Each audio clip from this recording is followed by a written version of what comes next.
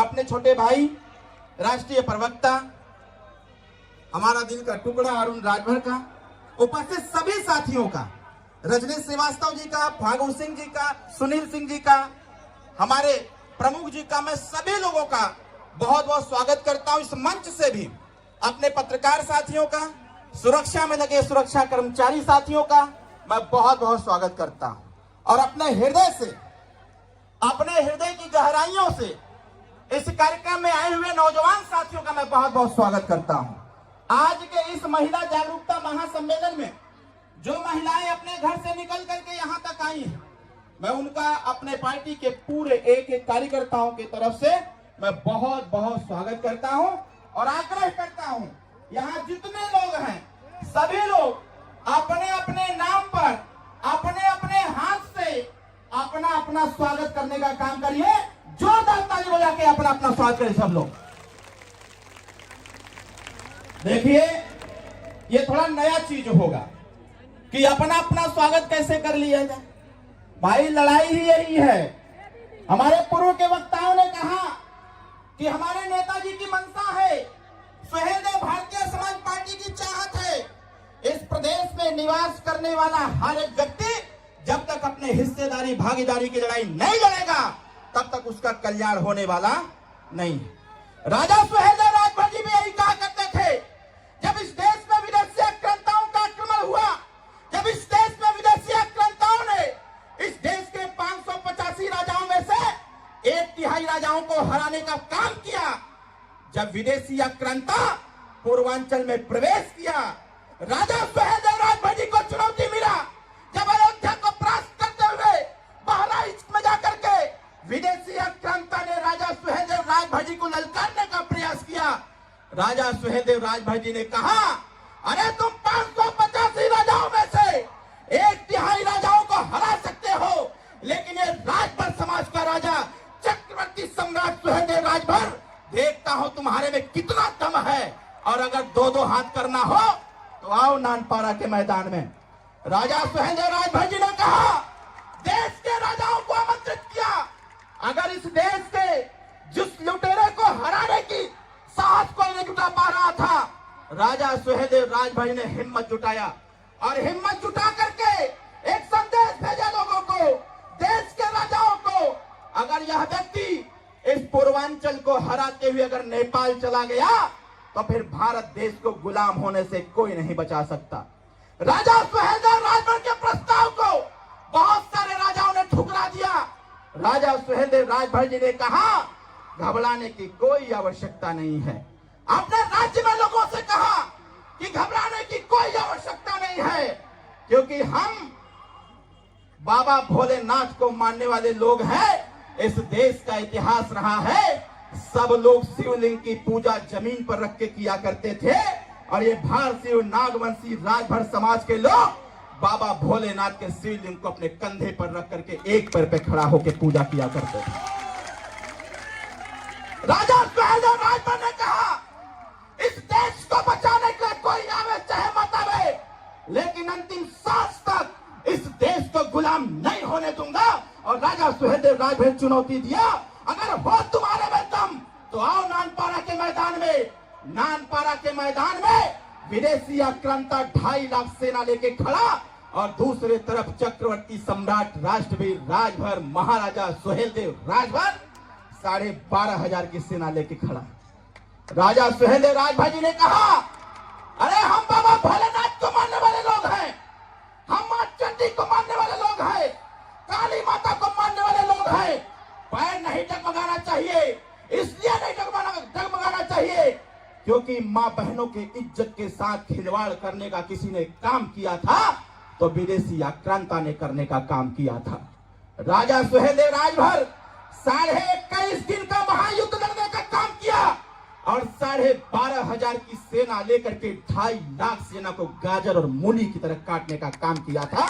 और ऐसा इतिहास लिखा, ऐसा इतिहास लिखाया कि उस युद्ध के बाद 156 साल तक कोई विदेशी आक्रांता भारत की तरफ देखने का काम नहीं किया, क्योंकि उसको पता था अगर भारत भूमि की तरफ आंख उठा के देखोगे तो ये नागवंशीय राजभर समाज के लोग तुम्हारी आंखें निकाल करके गोटियां खेलने का काम करेंगी।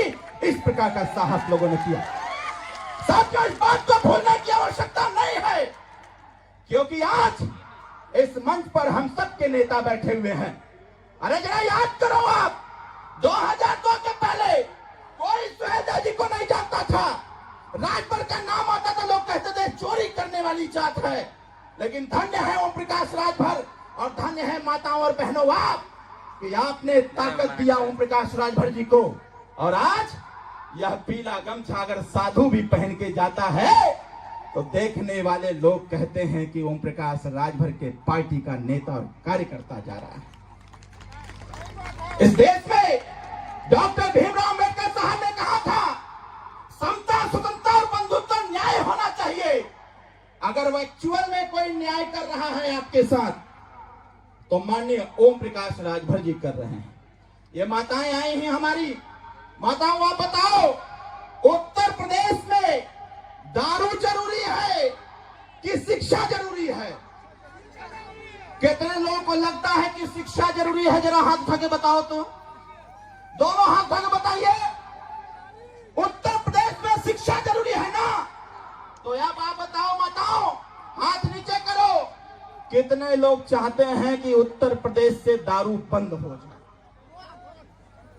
हाथ उठा के बताइए। अरे आपको ताजुब होगा, ये ओम प्रकाश राजभर दारूबंदी की बात क्यों कर रहा है? इसलिए कर रहा है कि एक साल में गरीबों को दारू पिलाने के लिए 23,000 करोड़ रुपया सरकार देती है और आपके बच्चों को पढ़ने के लिए 900 करोड़ रुपया। यही लड़ाई है। भारतीय संविधान के समानता के अधिकार के तहत उत्तर प्रदेश में दारू बंद होना चाहिए और दारू बंद करवा करके 23,000 करोड़ रुपए का प्रयोग बच्चे और बच्चियों की पढ़ाई में होना चाहिए। साथियों, यह लड़ाई माननीय ओम प्रकाश राजभर लड़ना चाहते हैं। तो बताओ, साथ दवाई कि ना दवाई? बताओ नौजवान भाई, साथ दोगे कि नहीं दोगे आप लोग? माताओं बताओ, साथ देंगे कि नहीं देंगे आप लोग? दूसरी बात, हम लोग बोला करते थे कि इस देश में अगर हम लोग हैं तो हमको भी शिक्षा मजबूत, जैसे लोग शिक्षा पाते हैं वैसा मुझे मिलना चाहिए। हम लोग लड़ाई लड़ते रहे, लोग आपके मनोबल को तोड़ते रहे, लेकिन जरा देखो, जब आपने पीला झंडा थामा, यहाँ झंडा कितने लोग लिए हैं? जरा झंडा उठाइए तो, अपना अपना झंडा उठाइए। इस झंडे का कमाल देखिए। जब आपने इस झंडे को अपने दरवाजे पर लगाया तो सत्ता और सरकार के लोगों ने कहा कि ये ओम प्रकाश राजभर मानने वाला व्यक्ति नहीं है। और आपने जब इकट्ठा हुआ, आपने जब रैली, सभा, जनसभा करने का काम किया, उसका परिणाम क्या निकला? जो लड़ाई हम लड़ते थे कि भारतीय संविधान के मानक के अनुसार हर गरीब को समान शिक्षा मिलना चाहिए, माननीय नेताजी के प्रयास से अटल आवासीय विद्यालय खोला गया। जिस भी परिवार का श्रम कार्ड बना होगा, जॉब कार्ड बना होगा, उस परिवार का बेटा और बेटी अटल आवासीय विद्यालय में बिना पैसा में पढ़ने का काम करेगा।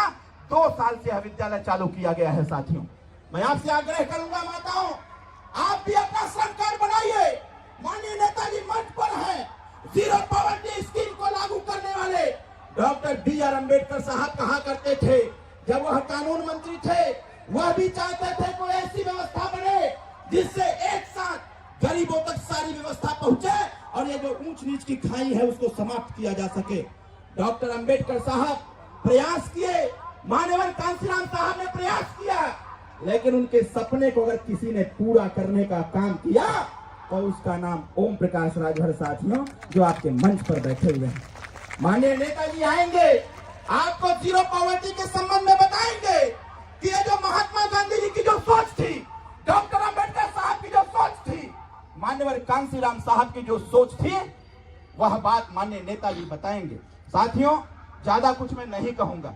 अभी हमारे इस मंच से बिजली बिल की समस्या के समाधान के लिए हम लोग निरंतर लड़ते रहे और उसका परिणाम क्या निकला, यहां बताना चाहता हूं आपको। 15 दिसंबर से 31 दिसंबर तक बिजली बिल पर जितना सरचार्ज लगा हुआ है, ब्याज वाज लगा हुआ है, वह माफ किया जा रहा है। अगर किसी परिवार का 5,000 रुपया बिजली बिल आया हुआ है तो 5,000 में से 4,000 रुपया माफ हो रहा है साथियों। यह भी कोई कराने का काम किया तो उसका नाम ओम प्रकाश राजभर है। साथियों, मैं आपसे पूछना चाहता हूं, बताइए नेताजी का साथ दिया जाए कि न दिया जाए? जोर से बोलिए, साथ देंगे कि नहीं देंगे? कितने लोग साथ देंगे? जरा हाथ उठा के बताइए, इधर से भी सब लोग साथ देंगे ना? तो घबरा तो नहीं रहे हैं? आज माननीय मंत्री जी आए हुए हैं और बताएंगे आपको ये जो 5 लाख रुपया वाली व्यवस्था है। जब हम लोग गांव-गांव गए, मैं एक दलित बस्ती में गया हुआ था, ग्राम सभा बाढ़न में, वहां से महिलाएं आई हुई हैं और यहाँ भी बीच में महिलाएं बैठी होंगी। ग्राम सभा बाढ़न दलित बस्ती है। जब मैंने वहां समझाया लोगों को, मैंने बताया ये जो आयुष्मान कार्ड वाली व्यवस्था है, गांव में जब हम गए, गांव के लोगों से पूछा तो लोगों ने कहा कि हमारा तो आयुष्मान कार्ड ही नहीं बना है। हमने पूछा क्यों नहीं बना है? माताओं ने बताया इसलिए नहीं बना है क्योंकि प्रधान जी अधिकारी बोलते हैं सरकार की व्यवस्था है जिस परिवार में 6 सदस्य होंगे उसी का आयुष्मान कार्ड बनेगा। बताओ सही कह रहा हूं कि गलत कह रहा हूं? तो आज इस मंच से मैं कहना चाहता हूं, माननीय मंत्री जी बैठे हुए हैं और आपके आशीर्वाद से मैं यह बात जरूर कहना चाहूंगा, ये 6 वाली व्यवस्था बंद होना चाहिए। बंद इसलिए होना चाहिए क्योंकि भारत सरकार की योजना है, परिवार कल्याण एवं नियोजन विभाग के माध्यम से एक नारा चला है और उसकी व्यवस्था है, छोटा परिवार सुखी परिवार, हम दो हमारे दो। सुन लिया हुआ कि नहीं? सब लोग सुन लिया हुआ ना? छोटा परिवार सुखी परिवार, हम दो हमारे दो। जब हम दो हमारे दो मिला के 4 हुए तो 6 वाली व्यवस्था कहां से आ गई?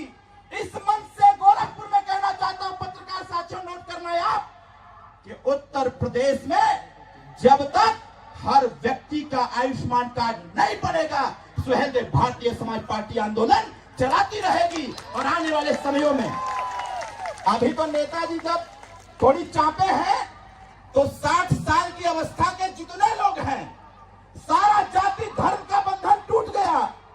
60 साल की अवस्था जितने लोग पार किए होंगे सबका आयुष्मान कार्ड बन रहा है। अब यहाँ पर आज यहाँ से आगाज हो रहा है, ये बताइए सबका आयुष्मान कार्ड बनना चाहिए कि नहीं बनना चाहिए? जोर से बोलिए, बनना चाहिए ना बनना चाहिए? अगर 60 साल का बन सकता है सभी का, तो उत्तर प्रदेश में आयुष्मान कार्ड सभी लोगों का बनना चाहिए। साथियों, यह बात की जानकारी आपको होनी चाहिए। कल हम और मंत्री जी बात कर रहे थे। हमने कहा कि बाबूजी, भारतीय संविधान को लेकर के तमाम तरह की टिप्पणी हो रही है, तमाम लोग इस पर राजनीति करना चालू कर दिए हैं। माननीय डॉक्टर B.R. अम्बेडकर साहब के नाम पर लोग राजनीति की रोटी सेकना चालू कर दिए हैं। हमको लगता है कि जो उत्तर प्रदेश और देश के विपक्ष के राजनेता हैं, इनको सही दिशा नहीं मिल पा रहा है। आज यहाँ आप लोग इतने लोग हैं, तमाम बच्चे पढ़े लिखे लोग हैं। जिस प्रकार से कक्षा 9-11 में एक सब्जेक्ट पढ़ना अनिवार्य होता है, पत्रकार भाइयों इसको नोट करिएगा, अरविंद राजभर, डॉक्टर अरविंद राजभर और सुहेलदेव भारतीय समाज पार्टी चाहती है प्राथमिक विद्यालय से ही भारतीय संविधान पढ़ाने की व्यवस्था बनाई जाए, तब जाकर के इस गरीब के अधिकार सुरक्षित हो पाएंगे, तब जाकर के महिलाओं का अधिकार प्राप्त हो पाएगा। तो आप बताओ यहाँ पर कितने लोग चाहते हो कि भारतीय संविधान प्राथमिक विद्यालय से ही बच्चे को पढ़ना अनिवार्य कर दिया जाए?